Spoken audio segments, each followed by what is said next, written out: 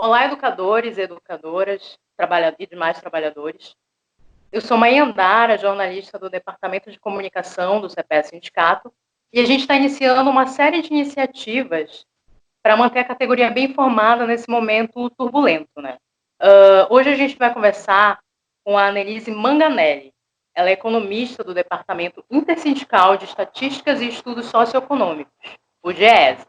E em pauta, a gente vai falar sobre os impactos econômicos da pandemia no Brasil e no mundo. Annelise, tudo tem ocorrido assim muito rápido nos últimos dias. E em questão de uma semana foram várias medidas assim anunciadas pelo governo, né, propostas do Congresso, governos estaduais e municipais. E é possível sintetizar o que ocorreu e como o DIEESE avalia a eficácia dessas medidas? Como é que é para ti, assim?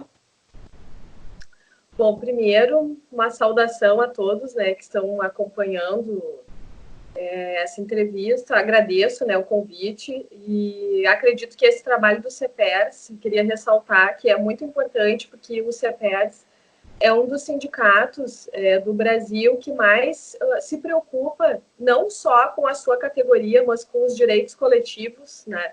E isso é o que está mais em pauta hoje, porque a gente está vendo que as condições de vida das pessoas estão, né, altamente entrelaçadas com o mundo do trabalho e uma depende da outra.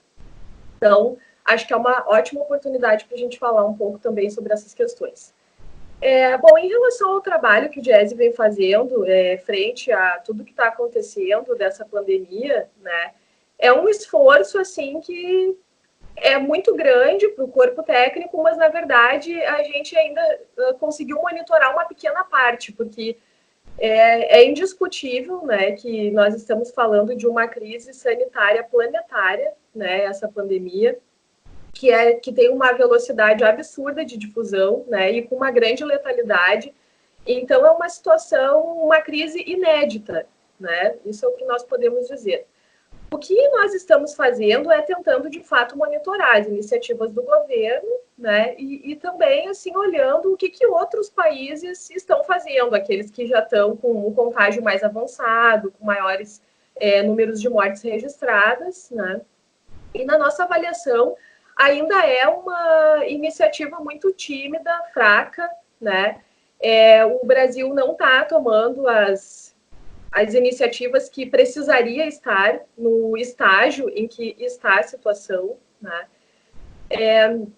Sobretudo porque o que o ouvinte assim precisa ter em mente, né? Nós estamos falando de uma pandemia dentro de um país que tem uma estrutura de desigualdade absurda, né? E, além disso, um sistema de saúde muito aquém, né, do que realmente a população precisa. Então, no cotidiano, nós já temos os hospitais lotados, né? Como o próprio Ministério da Saúde já falou, né, nós vamos enfrentar o pico do coronavírus no Brasil, junto com outras epidemias, que é o caso da dengue, o caso da H1N1, né? Tudo isso superlota os hospitais. Então, realmente, é uma situação bastante dramática. Em termos mundiais, assim, as consequências que tudo isso que a gente está vivendo pode ter, não, acho que não tem dúvida, né? Até os economistas mais liberais estão dando as declarações, todo mundo está acompanhando, né? Que não é hora de economizar, porque será muito mais devastador decorrente da pobreza, né? Em que vive mais ou menos a metade da população mundial, né? Então, nós estamos falando aí de 3,5 bilhões de pessoas, né?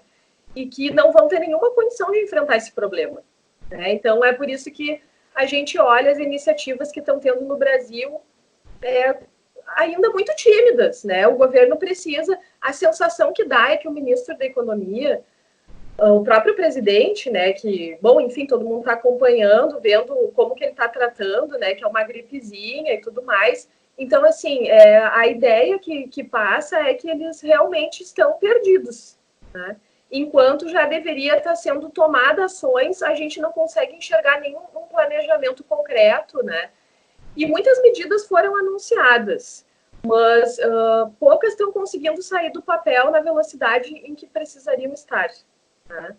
Sim, então em comparação assim com esses outros países do mundo, para o Diese, realmente o Brasil está muito aquém, essas medidas do Bolsonaro, enfim, estão muito aquém do que realmente poderia ser, né, para combater essa crise diante dessa pandemia, né, que a gente está vivendo agora, assim. E, por exemplo, assim, há muitas comparações, né, em relação à crise global em 2008 que teve, né. Faz sentido traçar esses paralelos ou a situação assim não tem precedentes? Como é que o Diese avalia isso? Bom, então, assim, a experiência com a crise de 2008, acho que houveram muitas políticas, né, anticrise. Então, assim, isso teve desdobramentos, né? Então, vamos dizer assim que sugere um menu de opções que já poderiam estar sendo feitas, né? Até assim, em relação ao Banco Central, os bancos centrais, né, dos outros países, eu até acho que é uma situação diferente daquela, porque a gente já vê muitos bancos centrais já tomando, né, iniciativas, o que demorou muito naquela crise de 2008, né? Mas comparar o que aconteceu lá com essa, realmente eu acho que não tem como, porque essa é uma crise de natureza de saúde pública e não de gestão de negócios, né, como era aquela. Então, embora os bancos centrais eles estejam agindo mais rápido, não está sendo suficiente, né? O que a gente estima, assim, em relação à intensidade de iniciativa fiscal, digamos, o quanto o Estado tem que entrar,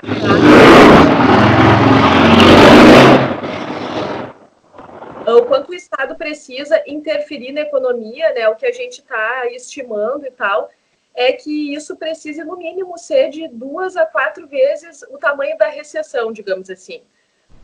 Traduzindo um pouco, a gente poderia dizer que seria algo em torno de injetar na economia de 10 a 20% do PIB, né?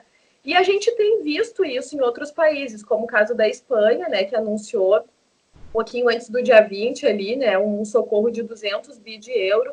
Isso representa 20% do PIB deles, né? E se a gente olhar todas essas medidas que o governo tem feito aqui no Brasil, que passa por antecipação de 13º dos aposentados, antecipação do abono salarial, diferimento de impostos para micro e pequenas empresas, né? Tem muitas alternativas que estão sendo dadas, que é postergando, no caso, impostos, né, que vão vencer agora, mas não é efetivamente dinheiro sendo injetado na economia, né? Apoio, socorro, né? O governo nem mesmo, pelo menos na minha avaliação, acho que isso está tendo uma defasagem muito grande e já deveria ter um plano de ação, pelo menos não foi divulgado ainda pelo governo, né? Mas também olhar para as empresas com um olhar mais de arranjo produtivo, de setorial, porque, na verdade, assim, tem muitos setores que precisam de mais socorro do que outros, né? Para poder manter os empregos, para não demitir. Né? Então, assim, de uma maneira geral, todas essas iniciativas que a gente está vendo, que o governo está encaminhando, elas representam mais ou menos 4% do PIB, entende? Enquanto a expectativa é que seria de 10% a 20%, né? Como eu falei. O caso, os Estados Unidos, já com as últimas medidas, com o último pacote que lançou, já está mais ou menos em 10% do PIB, né? A Alemanha, pelo que foi anunciado, inclusive, na última sexta, deve chegar a mais ou menos aí 1/3 do PIB. O G20, né, os maiores países, falam em 5 trilhões de dólares, né, de dinheiro novo, e por aí vai, né? Então, assim, as medidas que estão sendo tratadas no Brasil é empréstimo, né, para as empresas, que as empresas vão continuar se endividando, então uma coisa que a gente vai ter que pensar é o pós-coronavírus, né? A iniciativa que teve em relação aos trabalhadores, todos vocês devem ter acompanhado, né, aquela medida provisória 927, que nada mais foi do que pareceu, né, para nós, assim, um atendimento a uma demanda empresarial, né, que nós, a primeira vez que lemos, ficamos chocados, porque falava, inclusive, naquele parágrafo, que depois deu aquela confusão que o presidente voltou atrás, retirando, né, sobre a suspensão do pagamento de salários. Então, totalmente ao contrário do que outros países estão fazendo, né? A campanha que a gente acha que deveria existir para fazer assim uma analogia do ninguém solta a mão de ninguém, ninguém demite ninguém, né? Agora é isso, porque as pessoas precisam ter um mínimo de renda garantida para não sair para a rua, para cumprir a quarentena, né? E até assim, contraditório com o que o Bolsonaro anunciou, né? Que, por exemplo, ele está fazendo campanha para as pessoas irem às ruas, depois ele recua. Enfim, é uma medida assim que ele está se posicionando de uma maneira muito diferente com o que o mundo está fazendo, né? Outros países do mundo, né, estão fazendo, assim. E eu acho que, assim, ó, outra pergunta também bem importante por exemplo, para vocês, para o GES, né? Quais medidas deveriam ser prioritárias para assegurar o emprego e a renda sem desrespeitar as orientações de isolamento social, né? Que é isso que a gente estava falando agora há pouco. Como é que é para o GES? Então, na verdade, assim, o movimento sindical, representado no caso, quando faz o diálogo social com os maiores empresários, digamos, os representantes das bancadas patronais, né, junto com os parlamentares no Congresso, enfim, os governantes, acaba sendo esse diálogo através das centrais sindicais, né? Então, já lá na metade de março, as centrais sindicais se reuniram, inclusive o encontro foi na sede do Diese em São Paulo, no dia 16 de março, se eu não me engano, né? Já fazendo uma série de sugestões, né, do que é que precisaria acontecer para proteger os trabalhadores. Aqueles que sabem a trabalhar em casa, né?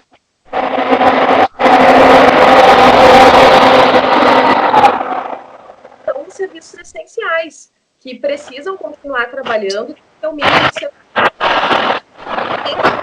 medidas são 33, tá? 33 medidas.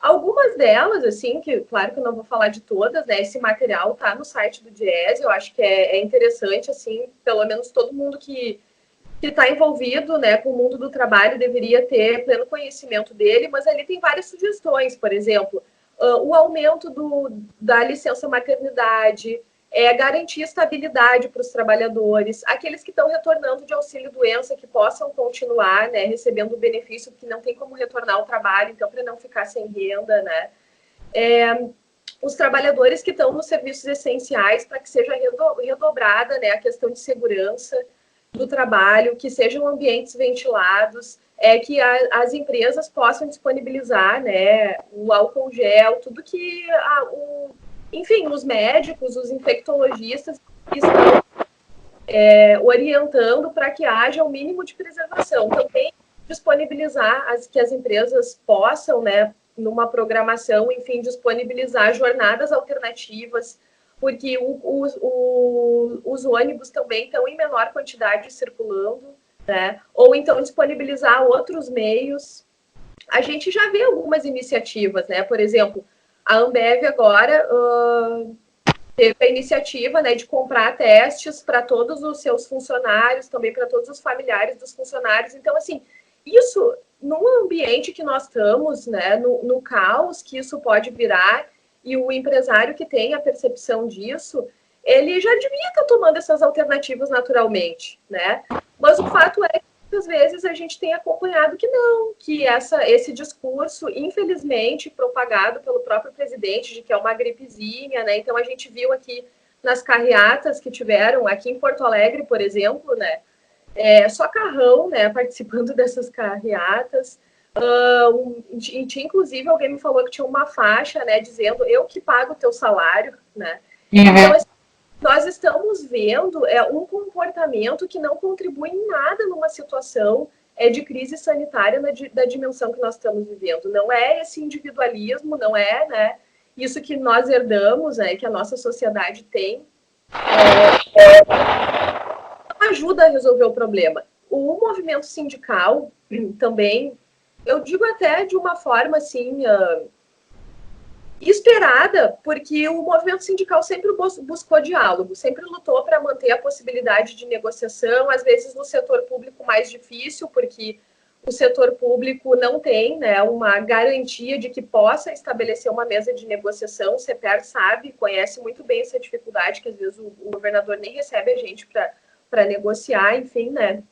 Mas No geral, o setor privado tem, né, estabelecido que anualmente senta com as bancadas patronais para fazer negociação. Nesse momento, já houve uma mobilização, né, de nacional para reunir os trabalhadores e os empresários, e tem uma proposta que está sendo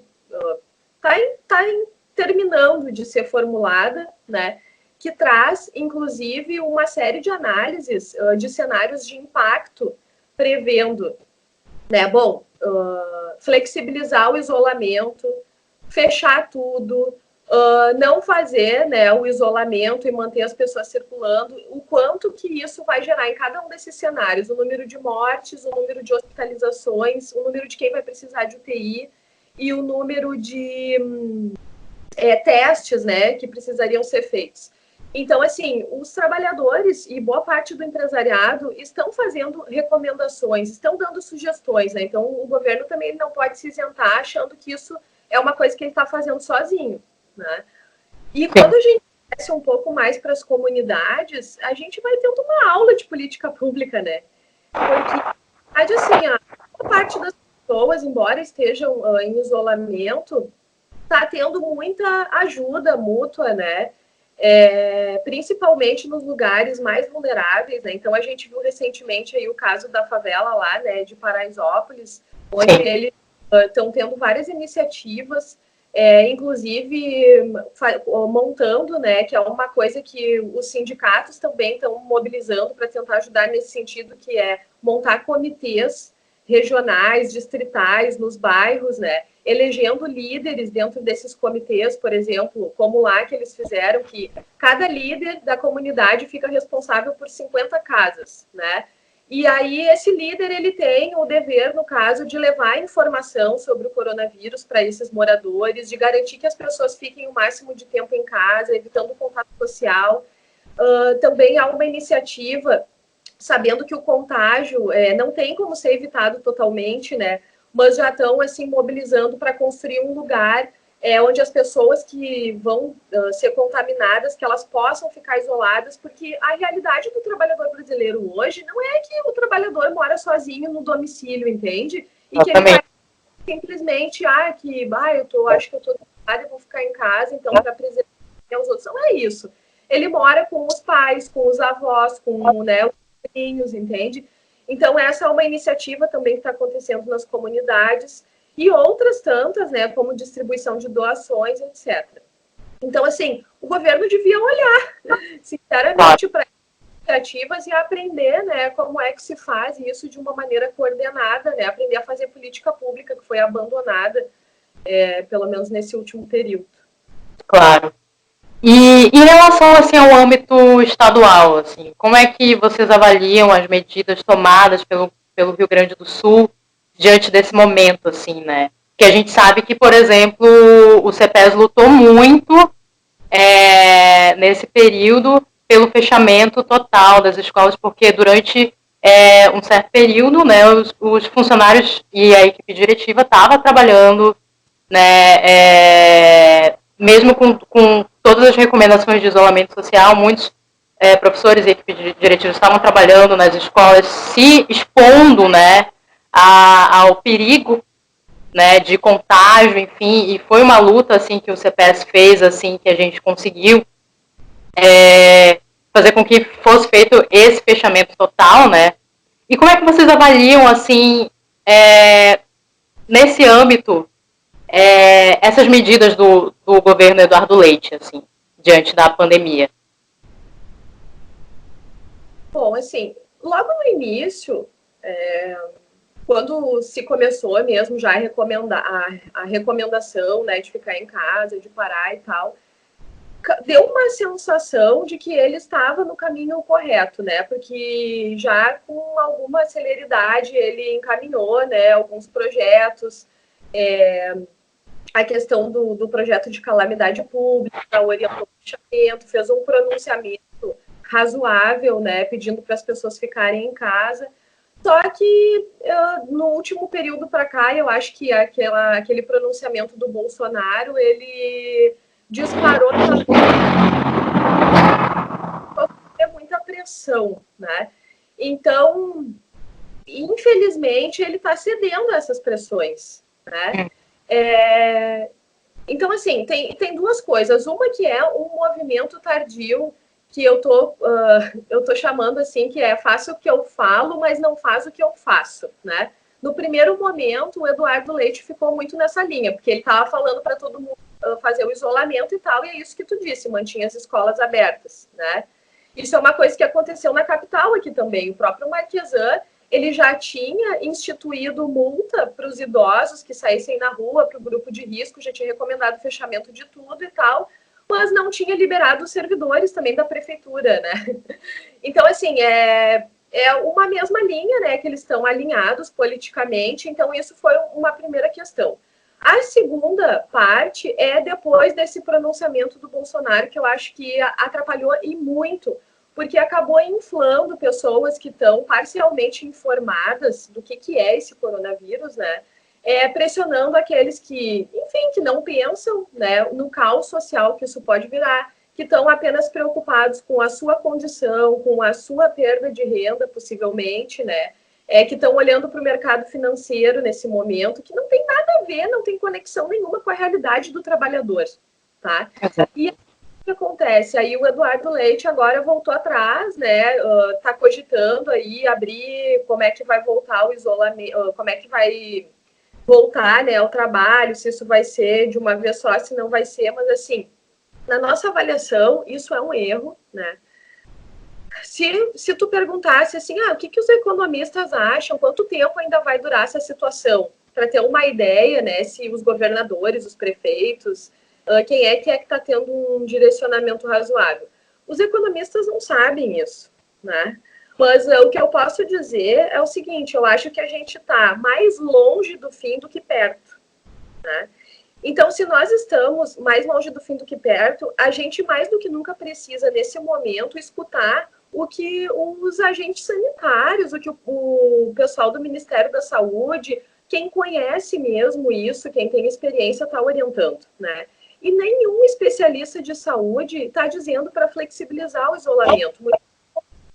Estão pedindo encarecidamente, todo mundo sabe que precisa ter um abastecimento mínimo, que serviços essenciais precisam continuar funcionando, porque as pessoas precisam continuar comendo, o serviço de saúde precisa continuar operando. Só que para isso seguir dessa forma, precisa aumentar o isolamento para diminuir o risco para essas pessoas também, né? Então a estratégia agora a estratégia de resistência é ganhar tempo, tá? Ganhar tempo para quê? Ganhar tempo para diminuir a difusão da infecção, né? Ganhar tempo para diminuir a lotação dos hospitais, das UTIs, né? Impedindo que tenha um colapso do sistema de saúde, né? Ganhar tempo para a gente produzir, testar, distribuir os testes, né? Porque isso é um problema também que nós estamos vivendo aqui do ponto de vista analítico, assim, que muito se fala, 200 casos no Rio Grande do Sul, né? Mas quem está sendo testado? Quem está internado em caso grave, porque, na verdade, a pessoa só vai para o hospital, os especialistas de saúde estão orientando para que as pessoas não vão até o hospital se tiver algum sintoma, mas que for sintoma leve, que façam isolamento em casa. Então, não está todo mundo correndo para o hospital, primeira coisa. A pessoa só vai para o hospital se ela realmente está muito mal, precisando realmente de cuidados. Normalmente já vai ser internada, alguma coisa assim, então já é o estado grave, né? Os especialistas falam que, bom, de quem está internado, a gente poderia ter uma estimativa aí que sejam de 9 a 12 pessoas infectadas para cada internado, né? Então, os números que saem de contágio no Brasil poderiam estar sendo multiplicados por 10 para descrever realmente a realidade, entende? Então, assim, o caso é grave, né? E essas iniciativas de flexibilizar o isolamento prejudicam muito, porque a gente não vai ter tempo de produzir e de comprar e de distribuir ventiladores, né, de respiradores mecânicos, esses que são fundamentais, né, decisivos para salvar ou não vidas, né? A gente não vai ter tempo de mobilizar mais profissionais para cuidar, né? E o Rio Grande do Sul, pelo menos eu não tenho, né, conhecimento, mas nem está tendo, né, iniciativas do tipo, vamos supor, como em São Paulo, né, que estão sendo feitos lá no estádio Pacaembu, né, esses hospitais de campanha e tudo isso. Então, assim, a gente está à deriva do que já tem o que tem instalado em termos de atendimento hospitalar, né? Então, assim, acho que, infelizmente, são ações muito... Se nós pegarmos assim, alguns vídeos do Leite, que eu tive possibilidade de assistir de iniciativas, é muito assim, com a direção do Banrisul, né, oferecendo crédito, né, então assim, e não é dando benefícios, né, diminuindo um pouquinho a taxa de lucro, né, mas aí postecipando os pagamentos, acho que talvez as parcelas ali, 1, 2, 3 parcelas de empréstimo consignado, outros empréstimos, mas isso é uma coisa que não numa pandemia, né? Numa pandemia a gente requer outras ações, né? E o objetivo agora não é fazer economia, salvar vidas. Isso é que está em jogo, né? Uhum. Exatamente. Olha, Merise, muito obrigada, né, por esclarecer, assim, né, esses pontos tão importantes, né, nesse momento tão difícil mesmo que a gente está passando, né, a gente não sabe até quando isso vai ficar, né, assim, a gente está ainda, muita coisa está mudando, assim, em semana já está mudando, né, e que bom, assim, que tu pudeste esclarecer a categoria e os outros trabalhadores sobre essa situação, assim. Agradeço muito o trabalho que vocês do Diese têm feito, né, com a gente, assim, né, e com os outros sindicatos. E esperamos que numa próxima também tenhamos outras oportunidades para poder conversar e fazer novos esclarecimentos, assim, né, e muito obrigada pela tua presença, então. Eu que agradeço o convite. Eu quero, assim, já também aproveitar, né, para divulgar que o site do Diese está tendo muito material que ajuda para quem está envolvido também com desenvolvimento de política pública, para as pessoas se apropriarem do que está acontecendo em outros países, o que o sistema financeiro que tanto lucrou, né? Eu acho que também isso é importante registrar. Nós estamos vindo de uma crise, né? Inclusive chamado por alguns colegas, né, já uma recessão. Então, assim, e mesmo vindo crise após crise, os bancos sempre com lucros recordes, né? Então, assim, chegou o momento do sistema financeiro também dar a sua cota de sacrifício, né? Eu acho que a população precisa pressionar nesse sentido. E eu espero, e nesse ponto eu estou faça uma revolução em termos de pensamento econômico, tá? Porque hoje há um muro entre a nossa ecologia, a nossa agricultura e a nossa economia, né?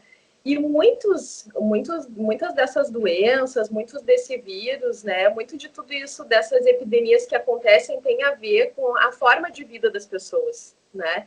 Então, assim, e a gente tem muito pouco pesquisa em relação a isso, não tem investimento, porque é um pensamento econômico que se renda, financiarização, capitalização, né? E o mercado, a Bolsa de Valores, ou tudo que, né, esse grupo defende, não está fazendo nada, ou quase nada nesse momento, né? Então, que as pessoas possam refletir, né, mais sobre isso. E uma mensagem final, assim, que eu gostaria de deixar é que eu acho que, embora seja um momento de isolamento, cada vez mais a gente tenha compaixão, porque muitas pessoas ainda vão sofrer com isso que está acontecendo. É verdade. Obrigada, Annelise. Então, até a próxima. Obrigada.